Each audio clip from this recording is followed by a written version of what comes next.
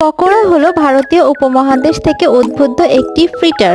এগুলো রাস্তার বিক্রেতাদের দ্বারা বিক্রি করা হয় ও দক্ষিণ এশিয়া জুড়ে রেস্তোরাঁয় পরিবেশন করা হয়। এতে প্রায়শই আলু, মাছ, পেঁয়াজ, ডাল ব্যবহার করা হয়, যেগুলোকে পকোড়ার শেপ দিয়ে বেসনে ডুবিয়ে গরম তেলে ভাজা হয়। সবজি দিয়েও পকোড়া তৈরি করা হয়, যেমন ফুলকপির পকোড়া, বেগুনের পকোড়া, বিভিন্ন শাকের পকোড়া। ধারণা করা হয় যে 10,025 খ্রিস্টাব্দ থেকে পকোড়ার উৎপত্তি শুরু হয়েছে।